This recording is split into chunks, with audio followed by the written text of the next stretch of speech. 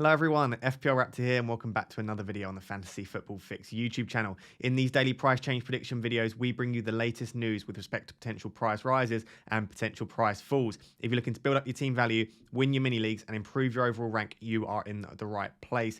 Just a quick reminder that in and around the games, there's often quite a lot of transfer activity, and as a result, price changes can change very, very quickly. And these are in fact a prediction, not an exact science. If you'd like to stay up to date with the latest predicted price changes, you can do so by heading over to fantasyfootballfix.com or by downloading our free app and enabling push notifications. If you are enjoying the content here on this channel, please do remember to like, comment and subscribe. We really do appreciate the support.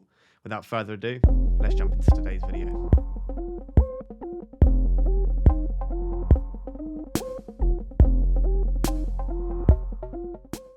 So guys, as always, we will start with the predicted price changes for this evening before heading over to some statistical comparisons and also a bit of a discussion around fixtures.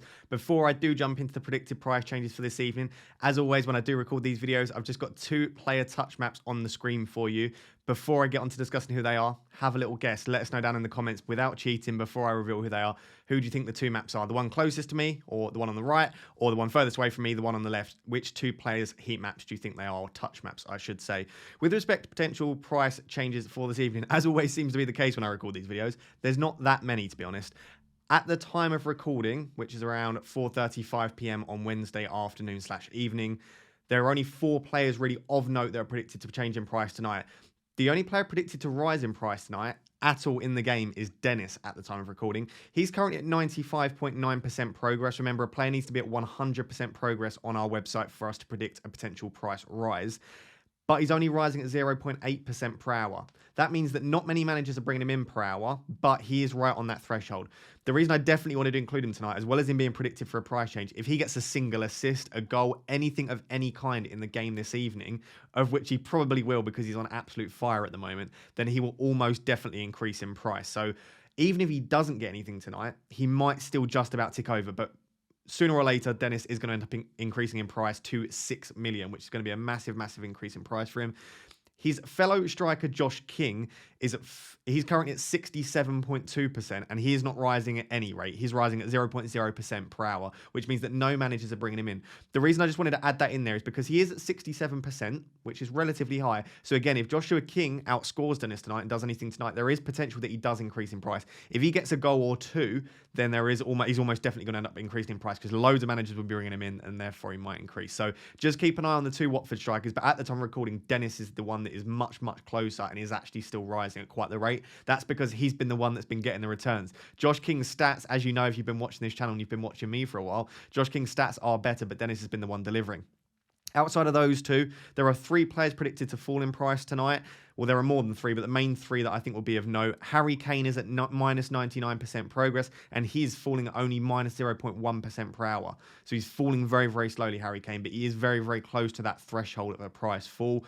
Ivan Toney is the other one, even closer. He's at minus 99.6%, but once again, he is falling very, very slowly as well. So Kane and Toney both quite close, but falling very slowly. And then exactly the same story for Reguilon, the Spurs left back. He's at minus 99.7%, but once again, he is falling very slowly.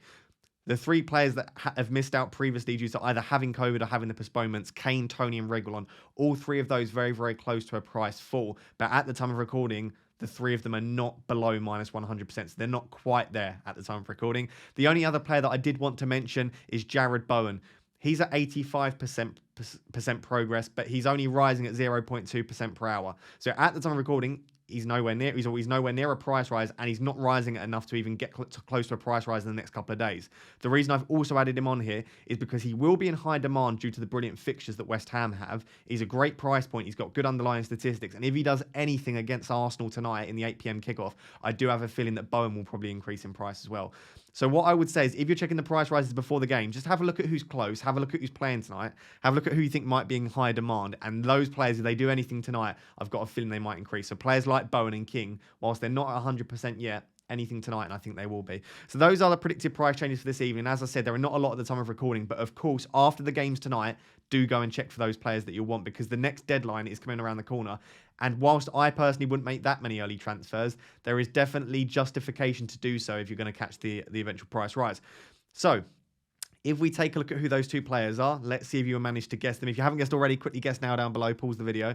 Those 2 players are Emmanuel Dennis and Ollie Watkins. Now, the reason I've included those two players here is because Emmanuel Dennis is the only player predicted to get a price rise this evening. And Ollie Watkins obviously got the 12-pointer yesterday. And I know he's going to be in high demand because the fixtures, as we'll discuss in the next section, is absolutely fantastic for Ollie Watkins and Aston Villa. So I just wanted to discuss the two. Is it worth paying all that extra money for Ollie Watkins? How does Dennis compare? Because I think these are two players that are definitely going to be in high demand at the moment. I will say before we even get on to discussing these two players, Joshua King has better underlying statistics than the pair of them. So if you are going to continue to trust the underlying statistics, which is becoming a bit of a joke at the moment if you're involved in the FPL community over on Twitter, if you're going to trust the underlying statistics, you still go for Joshua King. But I know these two players are going to be high in demand.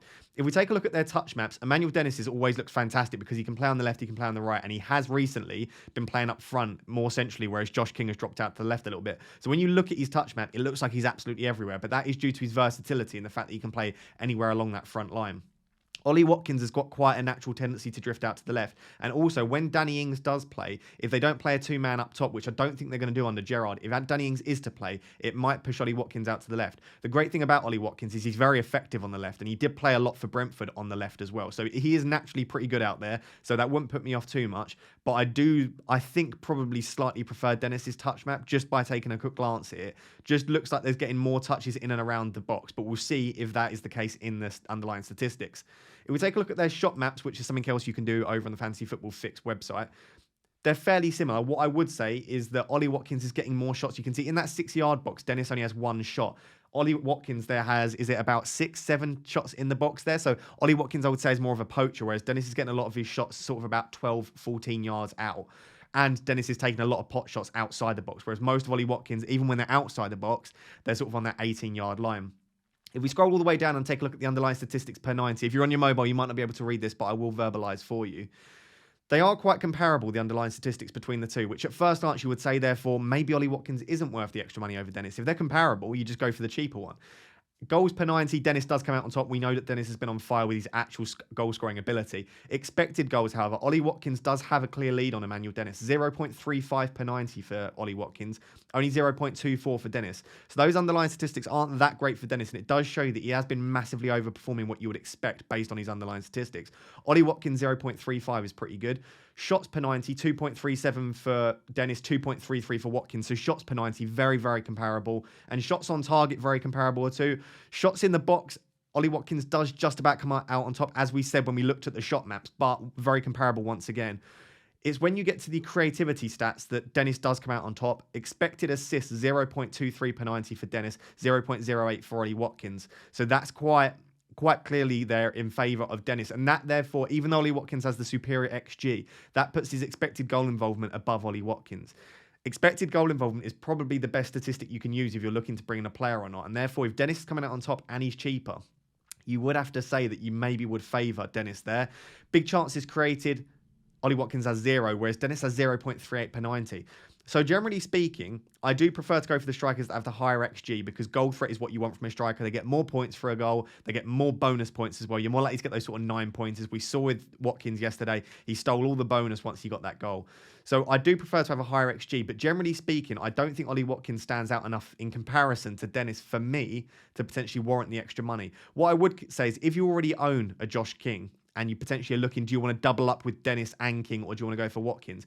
As we'll discuss in the next section, the fixtures are so great for Villa that I might potentially go for a Dennis and Watkins or a King and Watkins to avoid that double up with Watford, because then you're really putting a lot of faith into a Watford attack that, yes, has looked really good, but I'm not sure that you'd want to always play the double up between the two. So if you've got that money floating around, potentially you're downgrading from a Ronaldo or a Kane or whatever it is, or you've got some money in the bank to upgrade one of your strikers, I do think I like Watkins alongside one of the Watford boys. Let me know down below, do you own either of these? I personally brought in Ollie Watkins in before the 12-pointer. Obviously delighted about that, considering the assist was very, very lucky and the goal was a tap-in from a couple of yards out. I am quite delighted with that. But let me know, you team Dennis, you team King, and are you looking to bring in Ollie Watkins? Let's take a look at the fixtures ahead of the upcoming game weeks. So then, just to finish up, I thought I'd just quickly go through the fixtures coming up over the next 6 game weeks from an attacking perspective and just take a quick look at the attackers that I'm fancying from the different teams that have pretty good fixtures.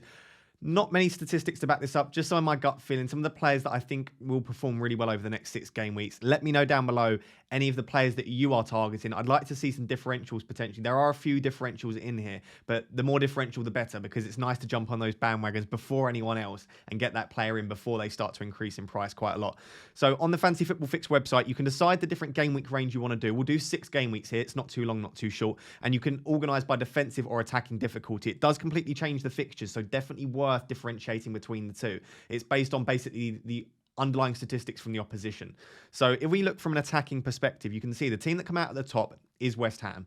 So I do think, we'll see how they perform tonight against Arsenal, but I do think that the likes of Bowen, in particular, Bowen would be top of my list, and maybe Antonio, although his underlying stats haven't been that great recently. I do think that they should potentially be top of your priority list. Like I said, Bowen at 6.5 million is just such a bargain. Really, really nice price. He is slightly more than the likes of Gallagher, who's performing really well recently, but the fixtures are there with Norwich, Southampton, Watford, Palace, Leeds United. They are such good fixtures. You've just got to back the fixtures sometimes. And Bowen's underlying statistics have been pretty good as well.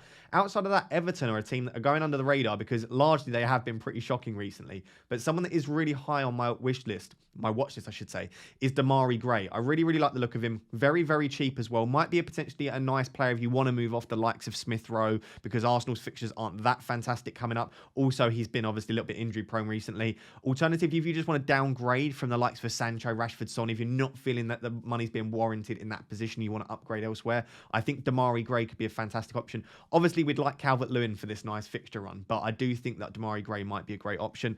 Watford are there, as you can see, in 3rd place. So if you want Dennis King, they're fantastic options as well. I don't think I would look for anyone outside them. João Pedro has been great in past seasons, but I think I would be looking at Dennis and King mainly. I still prefer King, but Dennis is doing it on the pitch. So if you do prefer to just look at who's returning, Dennis will probably be the one for you.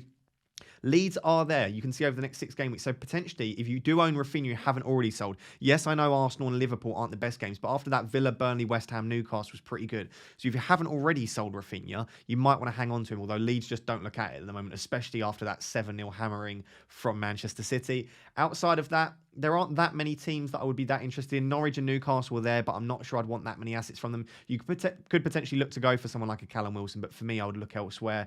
Man City are there. We've been looking at Man City attackers a lot recently. The likes of Foden would still be top of my list. I've been saying it for weeks. I do prefer Foden to anyone else in that Man City midfield. Bernardo Silva's underlying statistics are still okay. He's going to play a lot of minutes, but I'm not convinced that I would want him over Foden. Gundogan could be a great option, and Kevin De Bruyne does look like he's back if you can afford to go all the way up to him.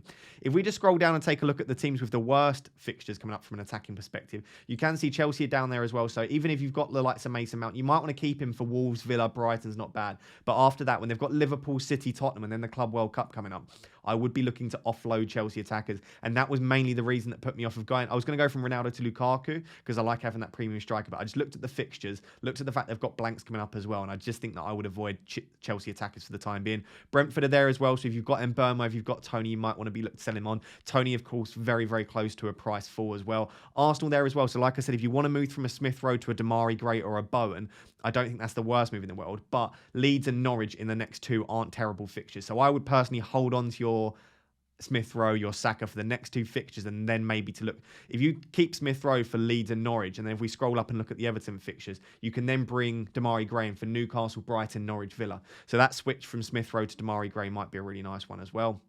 And then Leicester in there as well, and Spurs. So these are some assets that you might want to potentially be looked to moving on. So like I said all the time when I use this constantly. I'm looking at the fixtures ahead. Obviously with COVID at the moment, it is difficult to try and plan too far in advance.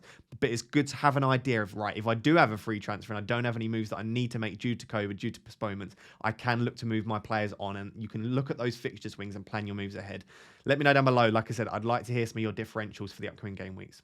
So guys, there you have it. Those are the predicted price changes for this evening, as well as a bit of a discussion around the fixtures and also a bit of a discussion around some players that are definitely on my watch list ahead of the upcoming fixtures. If you are enjoying the content here on this channel, please do remember to like, comment and subscribe. It's completely free for you guys to do, but it helps to support the channel grow very, very much. So again, if you do want to use any of the features that I've used in today's video, such as the fixture analyzer or just price predictions themselves, you can do so by heading over to fantasyfootballfix.com or by downloading the free app and enabling push notifications for those predicted price changes as well. Until next time, guys, thank you so much for watching. Really appreciate it. Cheers. Bye-bye.